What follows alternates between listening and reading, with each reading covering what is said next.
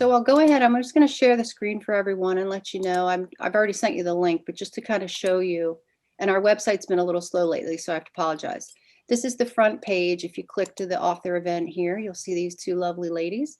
I added their websites. If you don't already know them, I would encourage you to look here and find more about them. And then you'll see the books are here, and you can add those to the cart. Now, if we go back, I wanted to show you here, you can take a peek at the store. And I'm not going to click through because it'll bring us to YouTube, but I definitely recommend going back and checking it out. It's just, this is the one corner. This is people's favorite corner of the store. So I'm going to get out of here. I see Lord of the Flies on the shelf. Yes, that's our classics section.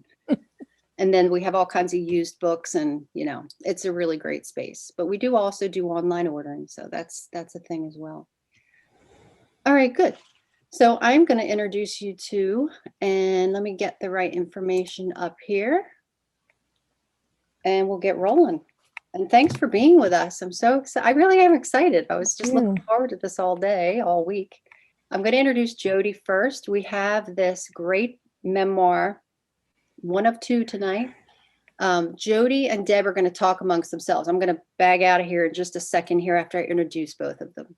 So Jody A. Forrester is the author of Guns Under the Bed, Memories of a Young Revolutionary, published by Odyssey Books on September 1st, 2020.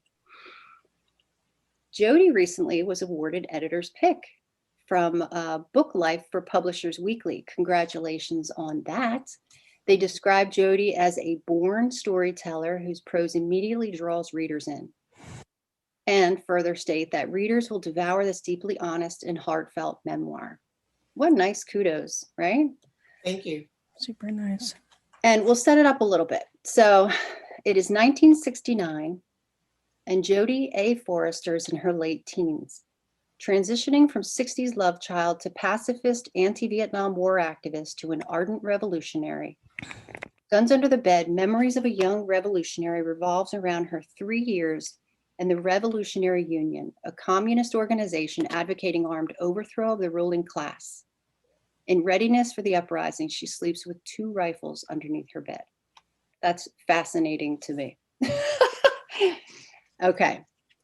Our next guest is Deborah A. Lott. She's author of Don't Go Crazy Without Me, published by Red Hen Press in April of 2020, this year. And some of her kudos, Jonathan Kirsch from the Jewish Journal says Lott is a superb storyteller. Absolutely. And from Jody Keisner of the Adroit Journal, she says, an avid, compelling, and highly provocative read, Don't Go Crazy Without Me truly showcases the memoir as an art form, which I highly agree with. And to set the stage a little bit here, alienated from her emotionally distant mother, Deborah bonded closely with her father in his worldview. When he plunged from neurotic to full-blown psychotic, she nearly followed him. Sanity is not always a choice, but for the 16-year-old, decisions had to be made, a line drawn between reality and what her mother called an overactive imagination. She would have to give up an identity and beliefs forged in love. And it sounds pretty dramatic, and it is from reading it. It's pretty dramatic. I love the way both of you painted pictures of your lives and your childhood. Not exact stories, but if you're like me, a good memoir reads as catharsis. So that's what I was finding with both of them. So without further ado, I think it's a good time for me to hide and let the two of you engage with each other. Would you agree? Sure. Sure. Good. Okay. And I'm going to share the info again on the chat, and I'm going to leave visually for a little bit. Okay, so I'm reading first from my book, as Isabel just, Angela just showed you, Guns Under the Bed, Memories of a Young Revolutionary. And this is a book that was a long time coming. It was something that I had questions how I had gone through those transitions. And that's the purpose I wrote of the writing the memoir, was to understand better who I was, where I'd come from, and how I ended up as being one of probably just hundreds, certainly less than 1,000, who went from the anti-war movement as a peaceful demonstrator to to an organization that essentially whose ideology embraced guns against the ruling class. So I'm starting mid-book with a chapter that that leads me into this organization. I'd always seen college as a get out of childhood card. Even when I was getting high and skipping classes in high school, I pictured my future self sitting in a circle of intelligent boys and girls, generating heat in our discussion of literature and politics in a world far away from the drugs and random sex of my Hollywood adolescence. But in the fall of 1969, the fantasy of being part of a collegial and erudite world was dashed within a week of my first semester at San Jose State University. Ready to be serious, to use my mind that already felt like a flaccid muscle wasted away from the pot, speed, and quantities of LSD I'd consumed. Most of the girls I met were only excited to be away from home, eager to drink and get high for the first time. And the boys no different from the druggy, unmotivated guys in Hollywood that I'd been happy to leave behind. Too many of them were enrolled on the student draft deferment track, giving them license to prolong their adolescent partying while their parents supported them for as long as the war in Vietnam continued. In those early days as a freshman, I was lonely, disappointed, and disoriented, seeing no place for me to fit. I had smoked a few cigarettes in Los Angeles, but in those early days in San Jose, I began buying packs of Marlboros just for an excuse to sit on various benches on campus for the purposes of lighting up, hoping somebody would come along and recognize me as a kindred spirit. That didn't happen, but I did get to know the sprawling campus that was the founding college of the California State University system. The prettiest buildings were overlaid with ivy, the lawns immaculate, the trees luxurious in their foliage.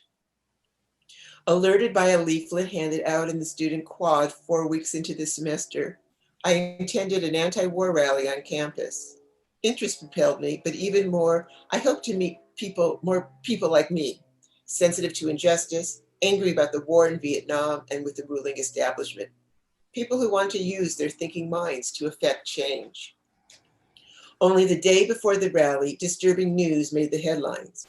William Calley, the U.S. Army lieutenant originally sentenced to life in prison after the soldiers under his command decimated My Lai, a village in South Vietnam, would only serve 2 years under house arrest. More than 600 unarmed civilians, mostly women, children, and old men, were massacred. While fires ravaged the small village, women were gang raped and children mutilated. Enraged, my feeling of helpless impotency made me even more determined to find radical solutions. There must be something I could do. That afternoon, about a dozen of us crowded close to the makeshift stage in the center of campus on a large concrete slab. The October sun was sweltering, overheating me in my white cotton blouse and cut-off blue jeans. One boy in particular stood out from the other speakers with his short hair, sweat-stained white V-neck t-shirt, faded Levi's, and leather wingtips. Introducing himself as Joe, he bore no resemblance to the previous overwrought, long-haired, and bearded speechmakers who ranted against the war but offered no solutions. I craved calm intelligence, coherent strategies, and intentional ambition, all that Joe seemed to embody. With great eloquence, he spun a cohesive argument holding the American capitalist corporations responsible for the Vietnam War, indeed, for all of the world's evil. It's their relentless drive for profit, using imperialism as their vehicle, that are bombing the innocent and sending our soldiers off to die in a country whose business we have no right to interfere with. His words struck a chord deep within me. I was already alerted to the scourge of imperialism, though I didn't yet know the word, during a trip to Disneyland when I was 15. On the ride, It's a Small World, international village people sang to us merrily along our way.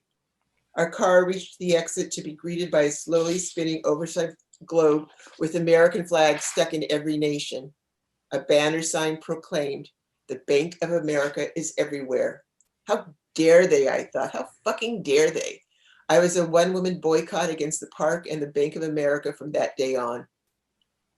Several years later, when students at the University of California at Santa Barbara burned down a branch of the bank in protest, I cheered. Listening to Joe, I comprehended that rather than amorphous and multiple enemies too many to take on, there were only the twin swords of capitalism and imperialism. I was inspired, confident that the devil that could be named could be defeated. If Joe was right, if these swords could be crushed, then one day we would live in peace. One day nobody would be hungry, wealth would be shared, and all would live a better life. Fueled by his enthusiasm, his words gave me hope when I truly needed it.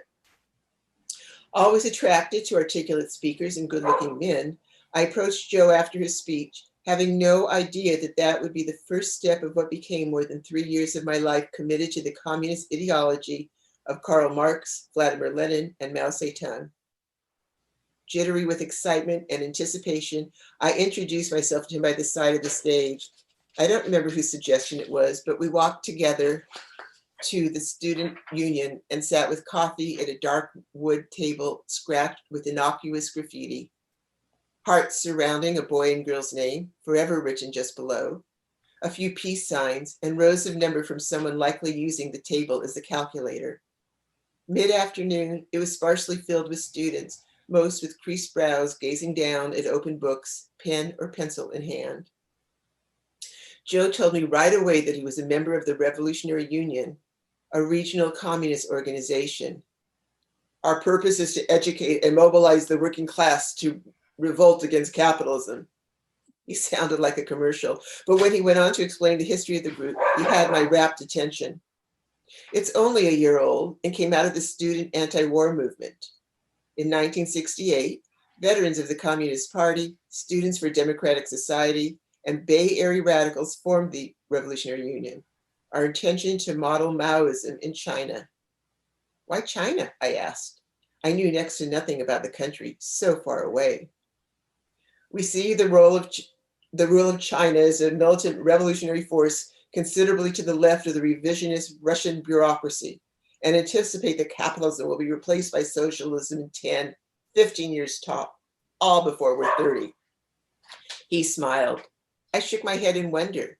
Revisionism? Russia? Communist Party? I didn't understand any of it, but I didn't ask for explanations, at least not that afternoon. Instead, I wanted to listen, to let his words flow uninterrupted. He explained that in the South and East Bay, including Palo Alto, Richmond, and San Jose, there were student, community, and worker collectives within the Revolutionary Union, and that most of the members operated within organizations like anti-war coalitions and unions. Our ideology has tactics and strategies towards the day when all that is wrong will be set right. If not said exactly, that's what I heard. Wrongs will be set right. He pretty much had me there. Me 17, him 18, both so very serious, our intentions for a just world heartfelt. Joe sat down and unfiltered cigarettes, not noticing when they burned his yellowed fingertips. I drew deeply on one, then another Marlboro. My face felt elastic, responding more to Joe's presence than just to what he was saying.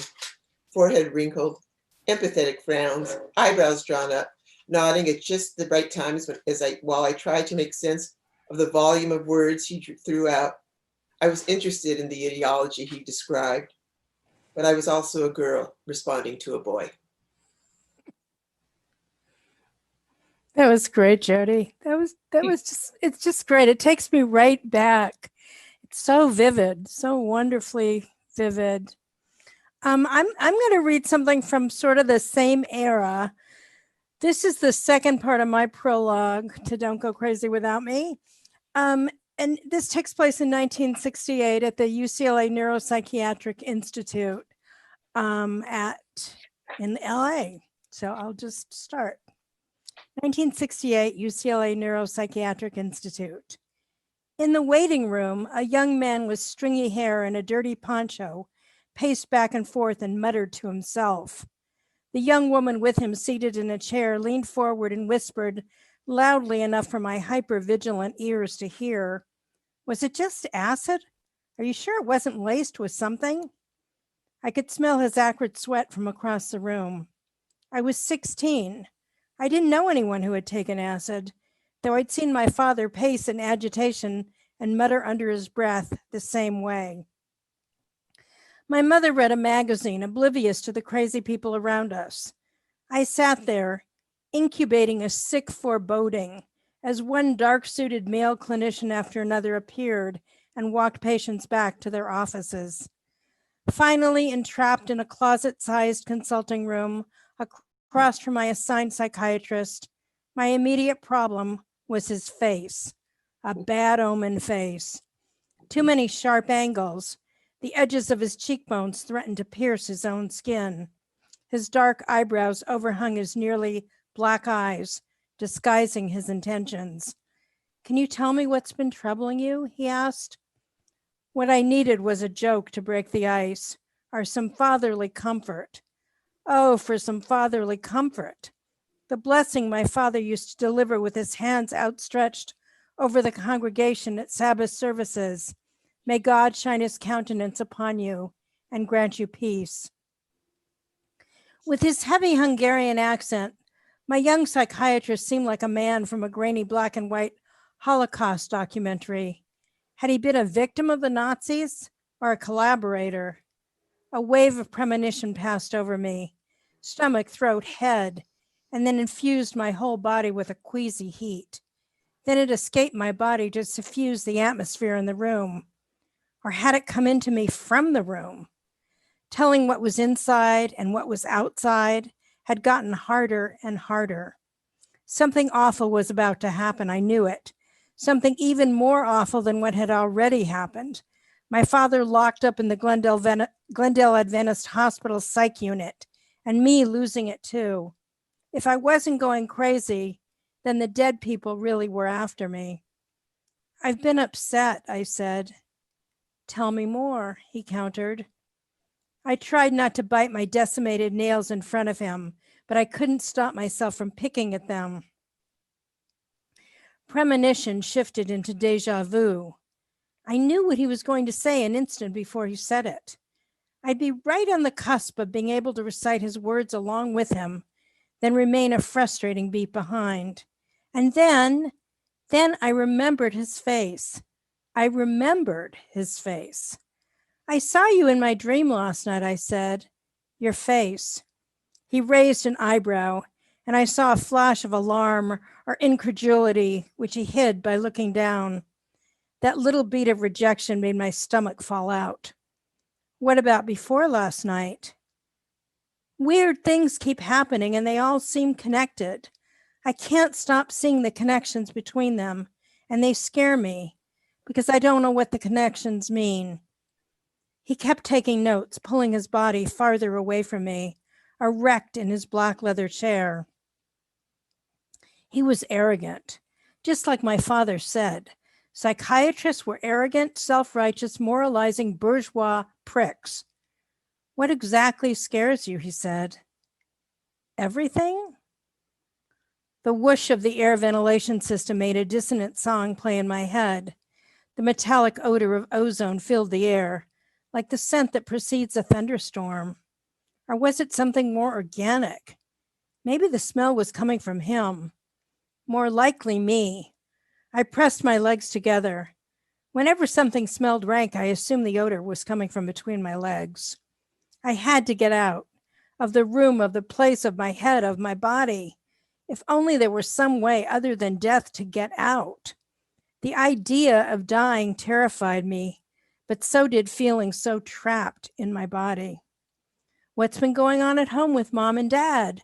What about with your friends at school?" Frames from one of our 10th grade health education films flashed before me. Wholesome teenagers cheerfully eating lunch together on a school bench, singing hymns at church with Mom and Dad, playing baseball in the park. How could I bridge the distance between those scenes and my life? "You see, doctor," I thought but didn't say, "when my grandmother Rebecca died, my father got depressed, and every night he'd stare out the window and speak to her in her grave. Then he started believing that my mom and my Uncle Nathan were trying to kill him. I spied on them for him. Now my mother's committed him, and some friendly doctors just like you are running bolts of electricity through his brain. When my grandmother died, I couldn't stop imagining her in her coffin. Then a girl at school died, and I got textbooks with her name in them. And these strange coincidences kept happening. And now I'm afraid she wants something from me, that she and my grandmother want something from me. The dead miss the living. They envy us. My father had told me. Thank you. So Jody, let's talk. So I have some questions for you about your book. And my first one, I think, was perfectly illustrated by what you read, where you did this amazingly deft job of interweaving the events of the times, the events on the world level, and your own story. And I'm just wondering what your process was in being able to do that. There were multi-levels that I was working on. I was writing, but I was also doing a lot of research into those times because my memory was a fairly narrow experience of my being involved with this organization. I knew all of the larger things that were happening, but they were the things that we were reacting to. And I had to refresh my memory of things like Kent State, things like demonstrations in Washington, things like things that we actually were involved in, but I didn't remember the context on. So I really wanted the book. I felt like readers would need to have it very contextual, and that's where I did. So I did that very purposefully, but I also my story had to weave through it because ultimately the reason that I wrote this book was to understand how it occurred that I went, like I said earlier, or how did I go so far? And but weaving all those stories together set it up in a way that I felt I could plummet the depths and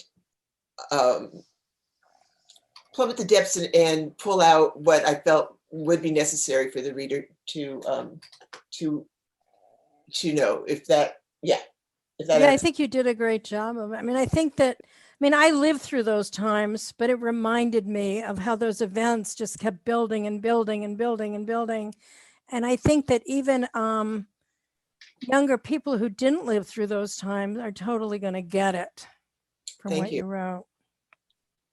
I'm now, the way we're doing this is that Deborah and I are going to switch back and forth.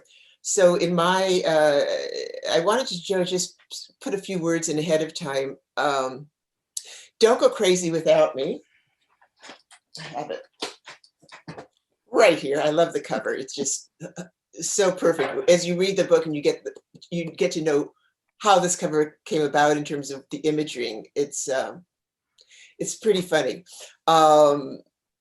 Anyways, the book kept me glued to the pages from beginning to end. A talented writer, Deborah Lott, brings the reader in so close that at times I felt myself going crazy along with her. She writes fearlessly, revealing dysfunctions in her family that must have been painful to plummet. Still, she persists until one gets the feeling that nothing has been held back.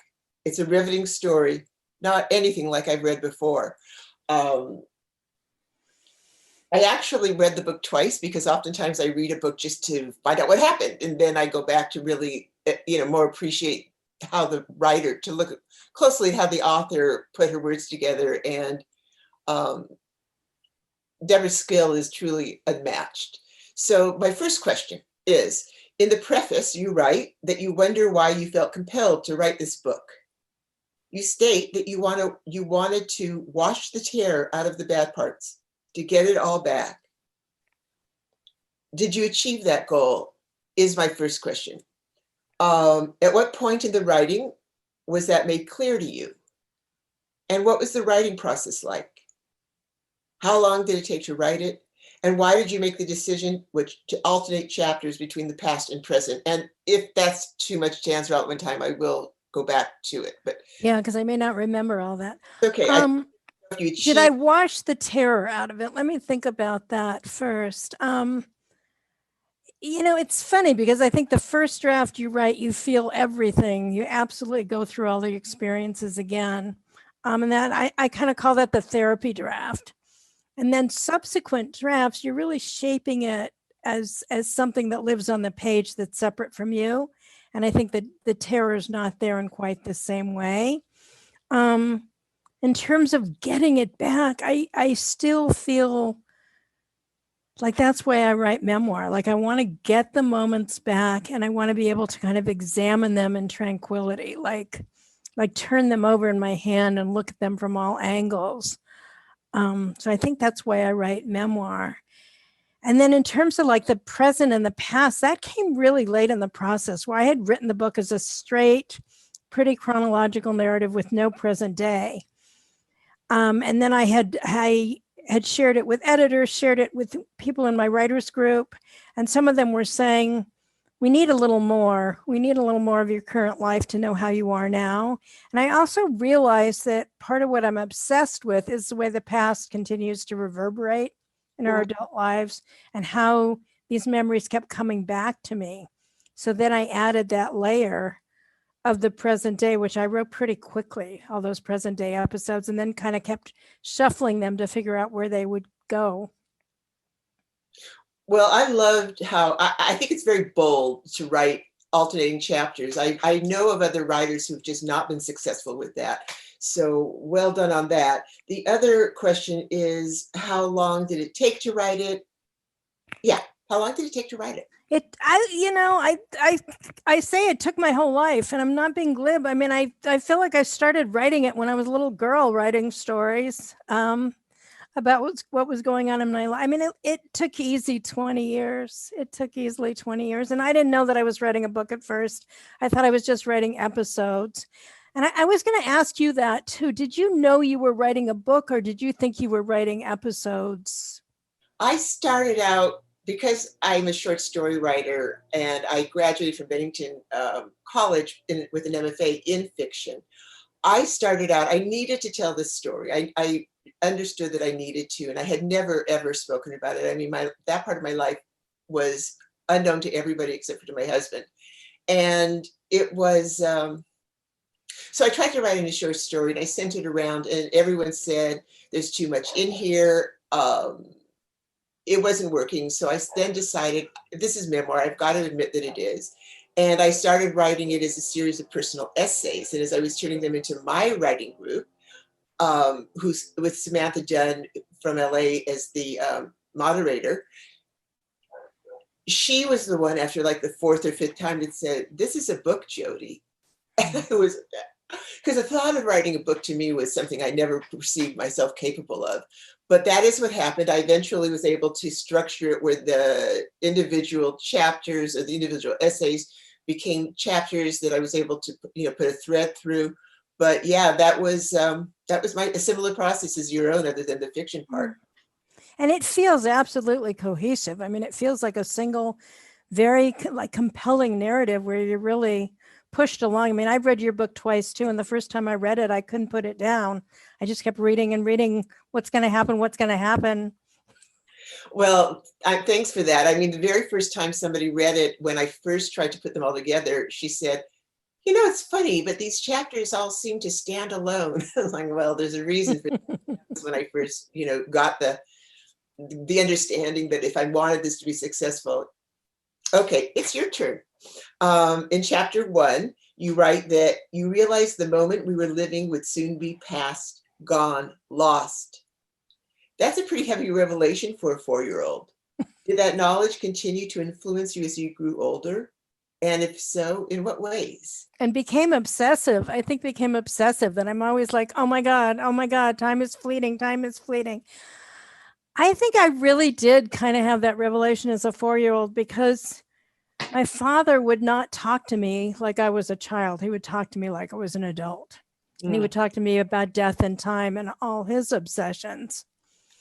And somehow I got it. And I also overheard a lot of adult conversations and didn't seem to be able to censor anything for myself. So yes, I think I'm still obsessed with death and time and the passage of time. And I think I write memoir, like I said, to try to slow it down, to just try to slow it down. Makes sense. Yeah. I have another question for you, because I thought the voice was really extraordinary in your book. And the way that you have so much compassion and affection for the child and teenage you, which makes the reader absolutely fall in love with your narrator. I mean, you just love her, even though she's got the guns under the bed and you don't know what she's going to do with them. But you also have this sort of adult, wry, reflective voice. And I'm just going to read a little example from I think it's the opening scene of the book where one of your comrades says, "Maybe this is it. Maybe we'll fire the first shots in the revolution," he said. Nobody, including me, expressed doubt. Nobody, including me, questioned our sanity.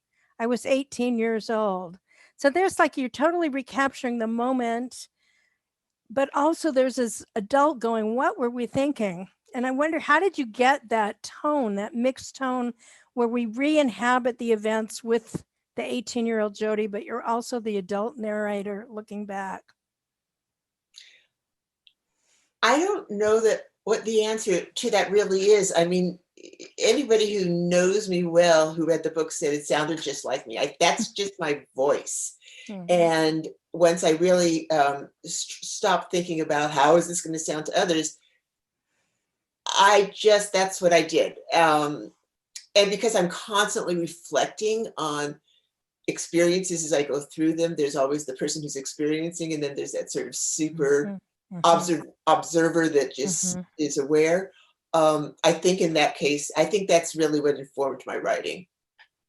And that super, it's really very skillful the way you do it, because that wry adult voice never interferes with our being able to identify with that youthful Jody. We're in both places at once, which I think is where the best memoirs put us.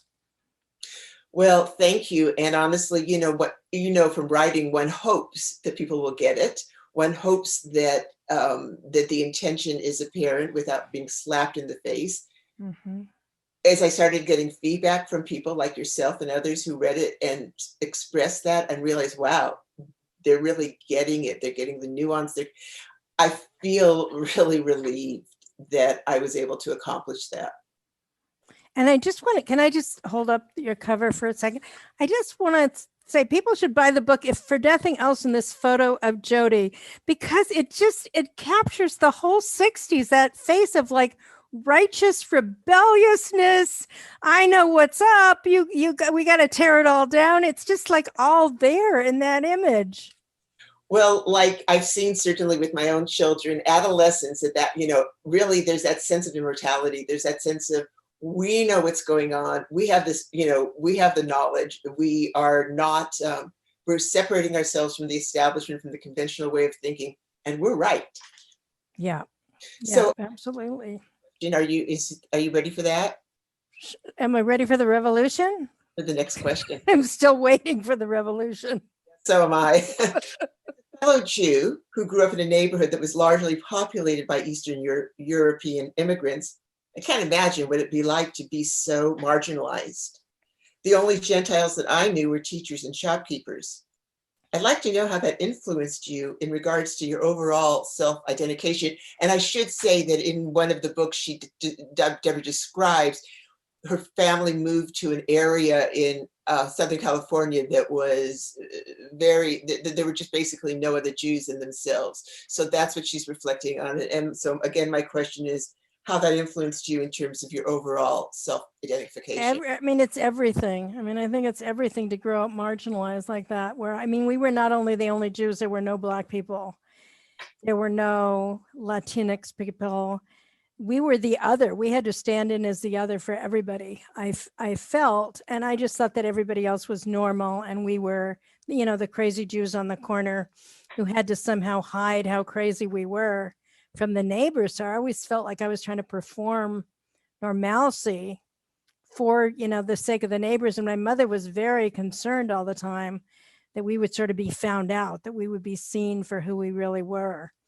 And I think, as soon as I could, I got myself, my senior year of high school, I got myself among other Jews. I left the school and La Crescenta and commuted all the way to the Valley to go to school. And I think that actually just being able to, I had joined a group called B'nai B'rith Girls, where we my sister was a member of that, but of course I rebelled. Well, and we had these socials with AZA boys, and I started to have like nice makeout sessions with Jewish boys who didn't think I was. I mean, I felt really ugly growing up in La Crescenta. I felt like there was something really, really wrong with me. And then all of a sudden, there were these Jewish boys who said, "Hey, you know, you're pretty hot." So yeah, but I mean, I think I still have that experience of what it's like to be othered that way.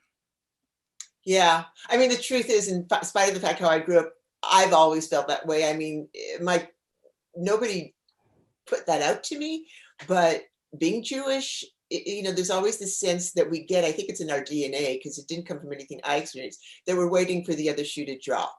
That there's some sense that in a moment our lives could be turned upside down, because that is actually what happened to so many of the people during the fascist years. So, Yeah, and I have another question for you. So I'm curious about your childhood and your activism. And I mean, maybe part of that had to do with being Jew. I mean, there were a lot of Jewish activists. There have always been a lot of Jewish activists. But your Jewish upbringing and also like your relationship with your parents, you touch on how that may have primed you or set you up in some way to be an activist. So what was the connection between childhood events and those relationships with your parents and Judaism and what happened, your activism? my home was not a Jewish home. My grandparents, we went to this, you know, the holidays with them, but once they were gone, it wasn't, I mean, both my parents really did not want to identify themselves as Jewish. And that's a whole nother story. I do understand it. I didn't at the time. But I also was young and I didn't really question it. But my family was, you know, Democrats. And there were times that my mother went around getting petitions signed, and I went with her I remember, you know, for Adlai Stevenson, which definitely, you know, I was probably 4. But I've just always had this sense of what's fair and what's not. I mean, from the beginning, I can remember that's not fair that that's happening to me. That's not fair that it's happening to somebody else. I had tremendous empathy to the point that at times it was actually crippling. And I think that's really was what led me to activism, was this sense of fairness. And from yeah, I think I'll just go with that. Does that answer the question? Yeah, and also I noticed in the book that it seemed like you were also always looking for an alternate family. Yeah. And that the RU was kind of an alternate family. I never felt at home with my family. I always felt other in my family. And it's not like my parents woke up in the morning and said, how can we mess Jody up today? Happening. And I felt like they weren't fair to me, but in the bigger picture, they had a unit. Well, actually, it was my father was always also on the outside, but my mother and sister had a very close relationship. And it seemed I wasn't part of it. And I always wanted it. I always wanted a family in which I could be, you know, loved and feel the love. And again, I mean, I'm not saying they didn't love me, but I didn't feel loved. And I had this thing with my friends. I mean, I had such a need for friends, much more than my friends had for me. And I was always finding homes that I could go to that I, you know, where I could sit down for a meal and everybody would be laughing and everyone would be asking questions. And that was like just a pure joy to me. And over the years, I did get involved in situations that made me feel like I'm part of this group, I'm part of this family. And it was, you know, at the time, of course, I didn't have the insight to understand that when I got involved with the RU, but over the years, I you know, look back and I realized that's who they were. They didn't make me feel bad about myself the way I did in my own family. They took me in as, you know, this is who you are. You're of value to us. I felt like I could be of value to them. Yeah, that's sort of what that's about. And the level of loyalty to each other. I mean, up until the point where you have your turning point, I don't want to spoil the book for anyone, but I mean, it seemed like there was a lot of loyalty and there was a lot of familial feeling in the group. Like, I guess there is in some cults until they sort of go south. Well, you know, they were never a cult. I mean, some people have thought that was the case, but in truth, you know, as a cult, we could come and go. We could, I mean, there were rules. There were things that were preferred in terms of our behavior, because nothing was supposed to be, and nothing was more important than mobilizing for revolution. In which case, you're not going to have, like, you and I sit down for a cup of coffee and chat. The reference, all of our interactions were meant to foment interest and eventual membership in the group. But even though that, but I could, people could come and go as they wanted. People did, we didn't need, nobody was set up as a guru. It was, we all were thinking, we were all encouraged to think for ourselves, because that would actually raise our awareness of what needed to be done. So yeah, I thought about that. It might have been a cult, but it wasn't really. No, and I didn't mean that it was a cult. I just meant that like sometimes people stay in cults because there's a family feeling. I didn't mean that it was a cult. Yeah. Well, others have, so I guess I'm a little thinking about it these days. No, I didn't get that. I didn't get cult. I didn't get guru. I got family though. Well, yeah, well, that was a huge part of it. I mean, I have my own family now, and I'm so grateful for it, but there still is a little part of like an undertow of, I mean, my younger daughter, both my daughters are very, very self-confident, and my younger daughter was about to perform, and I don't even remember what the context, I think she was still in high school. And I just told her that I was in awe of her confidence. And she came right back at me and said, I had a different mother than you did. And I was like, that I did my job. Wow, that's great. So I wanted to ask you, you write about your first day of kindergarten, and you were so traumatized that you cried all day wanting your mother. And you write, there is no me without her. The book concentrates, though, on the melding between your father and you. But could you tell us a bit more about your identification with your mother?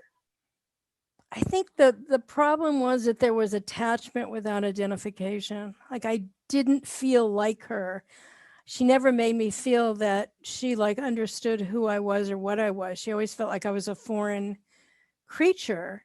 So I didn't really identify with her. I remember that in I think it was the end of kindergarten year, all the girls and their moms got matching dresses. Oh, and they all come to school and wear these and my mother wouldn't do it. And it wasn't even discussed, but it was just like, I knew that she and I would never match. So I matched with my father. I don't think I felt that I was safe with him. She still represented more safety, because she was really the one who was in charge of everything. I mean, he was a loose cannon. He was all over the place. But I never felt like she gave me a model of femininity that I could identify with. And I think that she had a troubled relationship with her own mother that started to come out only really later in her life was she able to talk about it. I mean, she had this sort of rigid Russian Jewish mother who wasn't warm to her when she was growing up, who was warm later as a grandmother, but somehow as a little girl, and she had two sisters who were kind of overbearing, she didn't get the kind of love that she needed to be able to give me the kind of love that I needed. And I just cried as an act of rebellion too. Like, why do I have to be here in this room with these other children? Because I kind of thought of myself as a little adult. I didn't want to be there with them. I didn't want to sit on the floor. I thought it was degrading to sit on the floor. And maybe there were germs on the floor. My father had told me that floors were very germy substances. I didn't want to sit on that green rug. I was like, I'm out of here. So I cried, and I made the teacher so mad. She was ready to absolutely kill me, and did inflict physical punishment on several occasions. Well, wow. So we did the matching, it was a mother-child matching, but the last day of sixth grade, when everyone has sort of this graduation process, all of the girls came in like these really pretty white dresses, and I came in the dress, it was like a jumper, a plaid jumper. How did they get the message? And I didn't. I had they didn't want to be on stage with me, and they did this whole thing to the teacher, and of course the teacher was like, you have to be, but I couldn't figure out, how did they know? How did they know? I have another question for you about activism, about what advice would you give young activists today? Like, how do they know when they're going too far, and what's okay? And what do you, and how do you know when you've been taken under the spell of a Yeah. guru versus, I mean, and the role of ideology, I mean, all of it. What advice do you give them? Well, one of the things that people have told me about my book, and I've come to understand it, is that it's really significant to the younger generation who are now protesting on the streets. And that, and I've understand that our history is definitely going to inform them. I mean, more than not, my generation, our generation, precipitated the withdrawal from the Vietnam War. And there's a lot for people now to learn from the things that we did and also from the things that did work. I love seeing people on the streets now. I love the Black Lives Matters. I love the U2 movement. I love all, that there's such passion. And these kids seem a little smarter than we were. So, what was exactly the question? Your advice to them. So my advice is just educate yourself as much as you can. Know that those of us who are white have enjoyed a privilege that people of color have not, and that it's really important for us to know what we can do to support their community. I think it's just really important for people to be on the streets. Nothing to me, I mean, that to me is the most significant. I mean, both my girls have joined marches, and I'm honestly proud of them. I've been cheering people on from the sides. Yeah, just get out there, and we've got to have a bigger consciousness. I mean, climate change alone is going to affect every single one of us. There's nobody's going to be spared because they just decided not to pay attention to it. Mm-hmm. So, but I have to say, we got a message that we're getting to the end of this. I have a couple more questions to you, but maybe we should just maybe we should go to Q&A. Let's see if we have Q&A. Do we? Hey, Jody and Deb. I was going to hey, sorry to interrupt. I didn't want to. I'm good if you are. I just knew we were going to chime in around, 45. Well, let's see what's in the, are there questions in the Q&A from? There's a couple questions. Oops. And do you want me to stay off the video and let you guys just respond to that? Or you want me to join back in? Do you want to read us the questions? Sure, absolutely. And on the screen. Come back on? Yeah. Oh, okay, see great. You, Angela. Okay. Hey. So that's been very interesting, by the way. And I have a couple questions if that's legitimate. Sure, I'm not able to type it, so I'll have to ask. But Jody Keisner had chimed in. She said, "Hi, Deborah. So great to see you. I love your book, as you know. My 9-year-old Lily is here with me listening, and she has 2 questions. When did you know you wanted to be a writer? And what age should she be before she reads your book?" Oh boy, that's a mom question. That's a mom. That's a mom question. I always knew I wanted to be a writer, except for a brief period when I thought I would be a lawyer instead. But I was writing at a very young age, and I was dictating stories that my mom would write down. And I remember in junior high when we had to pick a career and go and interview somebody, I found this freelance writer and went and interviewed him. And I had like my pseudonyms all lined up. I was going to be Anne Latham. I'm not sure why, but I liked that name. I wanted to be Anne Latham. So and I don't know about when it's old enough to read the book. Maybe some parts of it now. I don't know, Jody. What do you think? That's a hard one because I don't really know this child, and I don't know how savvy she is in terms of understanding the larger. Mm-hmm. There's a lot that happens in your book that it's going to really challenge, I think, a young person's understanding. How old is she? 9? No, I think she's. Can I interject? 9. Oh, go ahead. But obviously, it's really got to do with her mother. If she's theoretically, I mean, she has read the book, and she might want to put some parts of it out, but there's a lot in there that I think a 9-year-old could read. I mean, they don't really react the same way we do. It's really up to your friend. Because Okay. of the storyteller content, that part of it that you're so good at within there, I'm agreeing with Jody. I would say, not that you asked me, but I would think if you just pull out those stories and maybe even relay them to your 9-year-old in that way, they're so much fun and they're very vivid, and just pull out the ones that may not have as much of an emotional, reaction as you had while you were going through them. Mm-hmm. Yeah, her adolescent self-exploration, you probably want to not. Right. Right. Maybe not get into that just yet. Gotta be 12 at least. That's right. And then we have another question. Jody, what happened to all the revolutionaries of your era? How come we are still drifting toward fascism? Oh Do my God. you think we can turn the tide? Those are good questions. Yeah, that's a big, Question. but it's a good one. I'll try my best. In my particular circle, things happened at the end. When I left the organization, I left under a very bad cloud, and I didn't really maintain relationships to those people. But then as I started to write this, I started getting curious, and I really did make an effort to track down people. And none of them were still actively involved in the organization, which, by the way, changed soon after I left. It became the Revolutionary Union became the Revolutionary Communist Party, and and moved its base to Chicago under the auspices of Bob Avakian. And they're still going. But my impression is that they're going with like a lot of younger people.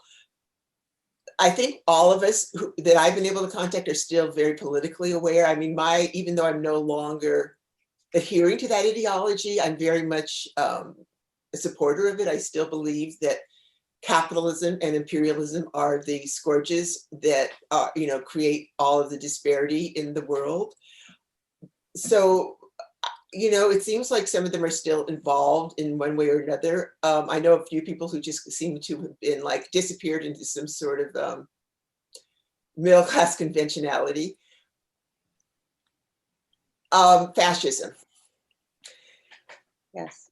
This is a bigger question that I can answer now, but really, really good writers, particularly I'm thinking of the New York Times, because that's what I read mostly, that have very carefully analyzed this. We have even though Biden won, we do have almost 50% of the country who voted for Trump, and Trump is a white supremacist. Trump is anti-Semitic. He's definitely misogynist, and it sort of seems like he's brought all these people out of the woodwork to he's really encouraged them to emerge and to, essentially fascistic. It's very, very troubling. I get it, but there are people who know much more about it than I do, historians, economists. Do you think we can turn the tide? Was the last part of the question? Yes. Yeah. But whether it's going to happen in my lifetime or not, a lot remains to see.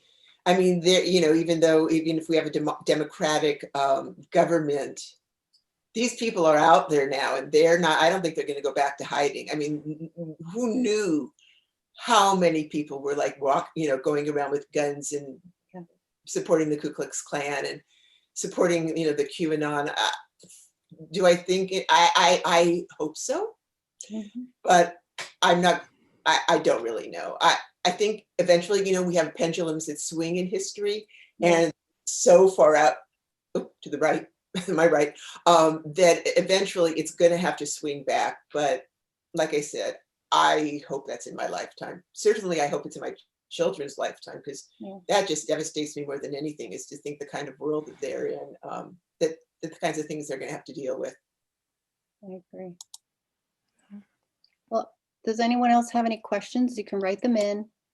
Can I ask a question to both of you? Sure. On the idea of just the memoirs you've written and they being so intimate, is it interesting to meet people who know so much about you? It's kind of weird. I have to say that I never really thought anybody would read my book. I mean, I just didn't think about what that would be like, because I put things in the book that I never even told my best friends. And then when I started getting interviewed, I did one interview where the woman felt very intimate, and I was like, oh my God, what have I done? Yeah, I So wondered if that could happen. it's a relief in a way. And then people, it's interesting. It's like if you share secrets, they start sharing their secrets with Yeah. you. Yep. So I have had readers tell me things they'd never told anybody else. And I love secrets. So I, Yeah. Well, and in that way, I think the books are healing in many ways, you know? Mhm. And like with Jody's book, just the idea of how that song, the one song, could turn you around on how you felt about yourself. And You yeah, know, the power of music and just that Mm. idea. And then Deborah, just the intimacy and someone resonating so deeply with it that it's probably changed their lives, you know, because we all know. hopes to be able to touch people. One hopes that people will find something to identify with that Yeah. will give them perhaps greater insight into their own process. Right.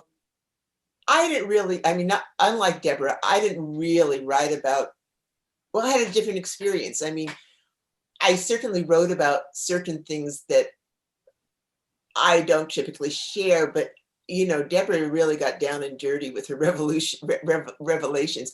And I guess I didn't have, I was really, to put this in a greater context, I had more than a few friends, good friends, some of the people who really spent a lot of time with me in my adult years, who were shocked, who knew nothing about any of this, and who have actually said, you know, they might have not been the friend to me that they could have been because they didn't know any of this. But I was keeping it secret. It's just what context could it all come up with, and mostly we were young and having our children, we were working. So no, I haven't been, I've gotten such positive response from friends, as I'm sure Deborah has as well, that, yeah, I haven't had any sense of making myself too vulnerable. Right. Okay.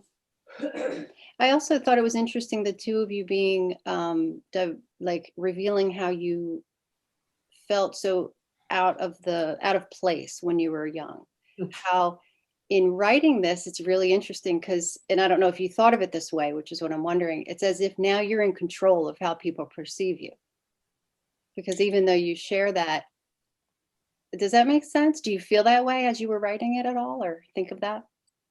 When I was writing it, I wasn't really thinking about things like that. I was thinking about structure and sentences and words. Okay. Fact is, Yeah. But that's an interesting thought, that we do have more, like we're shaping the narrative now. Yeah. Nobody else is shaping the narrative. And I mean, some of the kids that I grew up with in La Crescenta have sort of surfaced and read the book. Yeah. And I don't know really what they think. I'm sure they don't perceive La Crescenta to have been as oppressive as I perceived it to be. Although some of them have come out and said, you know, our families weren't so normal either. There was a lot going on. Mom was really depressed and dad was popping pills. And so it's definitely been interesting. But yeah, I mean, you definitely get to shape the narrative. Yeah, I liked that part, you know, in reading it. I thought that was pretty neat that you could do that. The kinds of things that people have been sensitive about, my friends, you know, nobody knew about this time in my life, except for eventually my husband did. My kids didn't even know until they were in college. It just felt necessary to keep it sequestered, as, you know, I was still dealing with what was literally in the moment. But people have been really kind. And I think that I'm just so glad I wrote it. I'm so glad to be seen, actually. Yeah. Mm-hmm. Well, they're both incredible books. I'm not finished them, I'm admitting that, but honestly, I can't wait to sit down and read them. So that's what I'm doing later tonight. Good. Yeah. And I hope that people will buy them from Wellington Square Bookshop, because we need to support our independent bookstores. And you look like you have such a beautiful bookstore there. I wish Jody and I could come in person. Maybe we will one day. For sure. Well, if you're in the area, definitely visit. That would be wonderful. But I mean, even if not our books, buy some books from Angela, please. Actually, I've been there. My daughter, when she left college, she was in Western Massachusetts, and we just sort of took the circuitous route. And that's how I knew about you guys, to be able to record. the reading is that I loved your store. I mean, I love, that's pretty much what we did every time we went to the independent bookstores.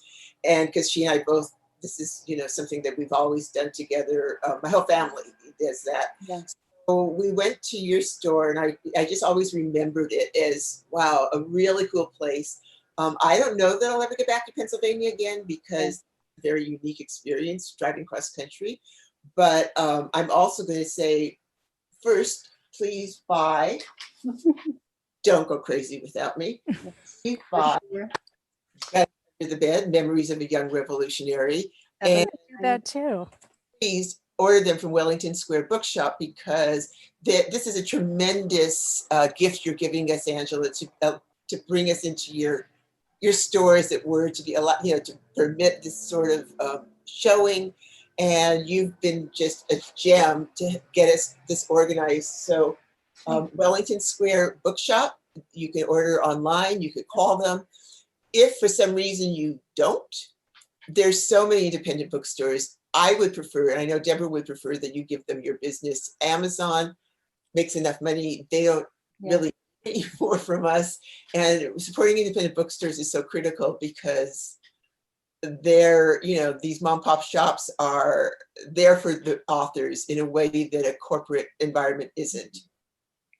And we have such a unique, it's actually been really neat, because of all of our events, our online events, I should say, because they're different, of course, in person. You usually buy the book with and get the ticket in. But as they go online, your books, both of your books, have sold the best, because I've had them in the store for a couple of weeks on the front table, which is like our new books table. I know. And now I'm able to, of course, it's always best when you can speak to how great they are. So they're definitely selling. So we're very excited. Thank you, Angela. Great. That's fantastic. Thank you so much. You know, Deborah and I have been on very parallel paths. She's a teacher. She teaches at Antioch College in Los Angeles in the writing department, where I went to and got my undergraduate degree. But we just somehow we crossed paths, but we never met. And I actually don't remember exactly how this got sparked, but we're so like-minded in so many ways that when the idea to do something together was something that we both grabbed onto. So thanks, Angela. Yeah, you bet. Thanks for being Thank you. here. Thank you so much. You're welcome. Thanks for being here. And we're available for book clubs. If there are book clubs through the store, we will come and talk to book clubs. That is a great idea. I am going to actually suggest it. Mimi runs the book clubs, and I was going to suggest both of the books. So I'll let her know you're available for that. Thank you. I'm so glad you brought that up, Deborah. And even to those of you who are still participating, if you or people you know, I love doing book clubs. I really have enjoyed it, but you know, they're few and far between. So yeah, keep us in mind. Okay, sounds great. All right. Are we all good? Do you feel like complete? I think we're good, unless anybody has anything they want to say or ask. People are shy. People are a little shy. Joyce says, thank you for such a great event. Your discussions have brought me back to that time, 1968. So, you're welcome, Joyce. Thanks for being with us. Thank you so much for your attendance and for your feedback. And Tony Orens, thank you also. Tony's going to be making an audiobook of my book. And nice. For it. So I really am grateful that you came in, and Margaret Hatfield enjoyed us, and Miriam Ship enjoyed us. So, and Katie Deal, yep, and Gary and John and Allison, thanks so much. We're glad everyone was here. Yeah, kind of get everybody. No, that's great. I mean, you know, especially two of those are our husbands. So that's nice. Mine's over there. Yeah. Well, thanks, ladies, so much. I hope to talk to you again soon. Thank you, Angela. All right. Bye, Deborah. Bye, Jody. Take care, everybody. Bye-bye. Bye, everyone.